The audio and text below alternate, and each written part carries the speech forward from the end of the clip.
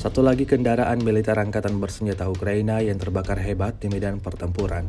Rekamannya ramai beredar di media sosial Telegram pada Jumat 20 September 2024. Tepatnya di wilayah Kursk, posisi prajurit angkatan bersenjata Ukraina dan kendaraan militernya dihancurkan secara brutal oleh militer Rusia. Pejuang dari Kiev itu diketahui mengambil posisi di dalam gedung dan memarkir mobil mereka di dekatnya dengan tanda taktis. Setelah pengintaian khusus yang dilakukan militer Rusia, diputuskan untuk menghancurkan target dengan tembakan peluncur granat.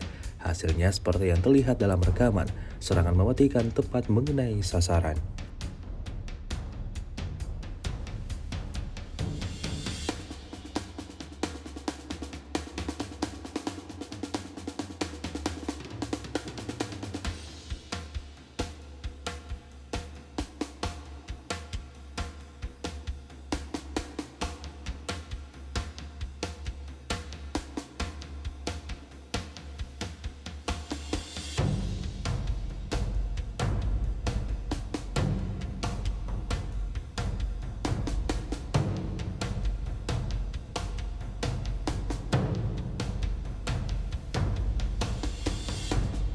Download Tribun X sekarang, menghadirkan lokal menjadi Indonesia.